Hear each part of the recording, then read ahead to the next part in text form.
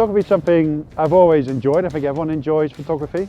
Left the corporate world, bought some equipment, self-taught, threw myself on the market, and now is it 12, 13 years later, I just love what I'm doing. It's a great way to travel. It's a great way to meet a lot of interesting people. And then I work with a lot of athletes, and I think what I really enjoy, the thing with working with athletes, they're very inspiring stories, and I think I get a lot of enjoyment working with athletes as well.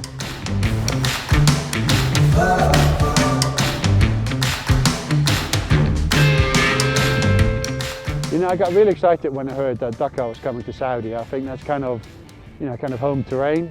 I used to live here as a kid.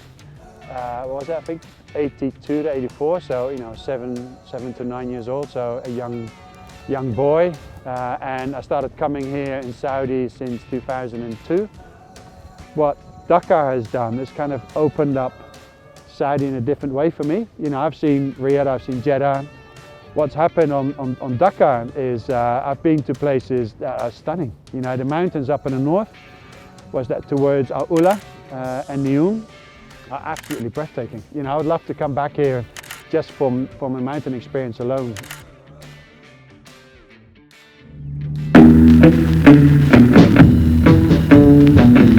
So how is daily life in Dakar as a photographer? Yeah, it starts early. Yeah, the race starts somewhere between 7 and 8, and often, it's an hour's drive from camp. That means you got to get onto locations before the guys start. So often an alarm bell goes off 4:30. We jump in a car at 5. We drive into locations. I'm quite keen to get a little bit deeper in, but just to make sure that we're catching enough dunes. But when I look at the map, there's just a small patch of dunes, and then there's a big open flat area, and then there's some dunes further down. I'm not sure if the route's going to go in there. So here we are, blue spot. That's where we are now. Race start. They're going to head south. Well, let's drive in and see what happens. There's cars are here,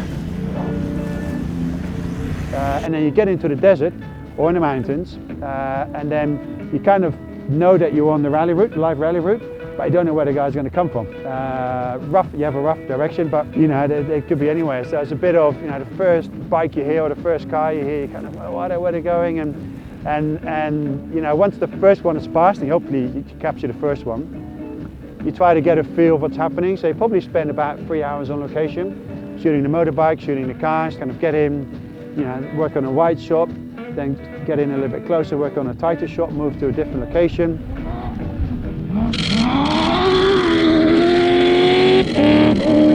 So you're really trying to, in that 3 hours, try to get as much variety of shots as you can. The trucks are just mean weapons, and not per se nice to shoot.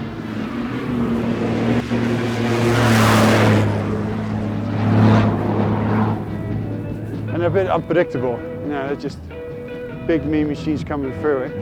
And then obviously, the local community comes out as well, and there's a lot of enthusiasm from the Saudi locals just to sort of see what's happening. There's a lot of curiosity to see, what are the cars and why and fast and things like that. And I've got some nice photographs of local gentlemen in Kandura and Distash just sort of enjoying the race, which is amazing content to get. I think the key thing about expeditions and big trips is that you got to be as self-sufficient as you can be. So you bring your own tent, your own sleeping bag, your own gear, your own everything, and your own coffee machine. So this is the joys of being out in the desert. And then once you're done, you start downloading imagery, put it on your laptop, spend another couple of hours editing, get it all across.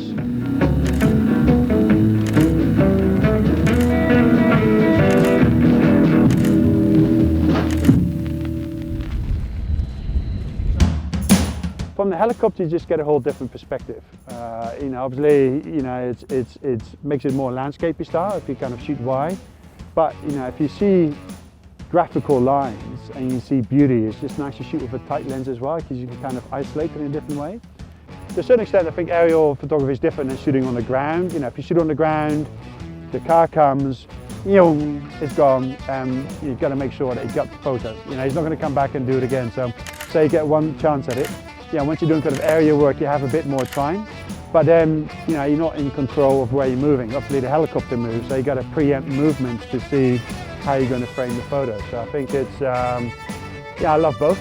And don't get me wrong, I really enjoy sitting in a helicopter. There's something great about that. Woohoo!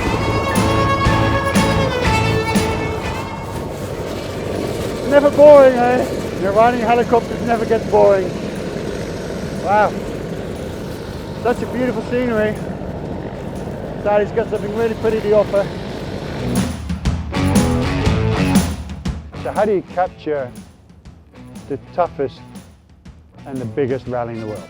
So the way to capture it is really sort of work on that human emotion. You know, fair enough, I got a lot of beautiful shots of cars flying and airborne, and so that doesn't really show the toughness of it. It shows beautiful driving.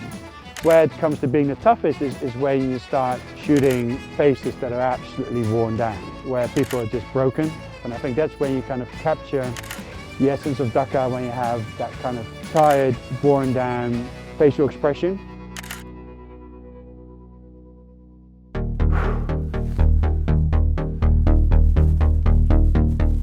So someone would ask me, what's Dakar in 3 words? I think it would be a combination of beauty. I knew there's going to be magic and beauty in the empty quarter. You know, there's some real beauty up in the mountains. It's a story of change. I've seen Saudi for many years. I've been coming and going here, and I think especially when you look at the last 1 or 2 years, there's been a lot of change in Saudi. You know, when it comes to visas, when it comes to travel, opening up as they're talking about it. And then for me, it's kind of the adventure. You know, I love to travel the world. I love to go to new places, and I think Dakar has allowed a very unique Saudi experience, which otherwise I don't think I've ever would have seen.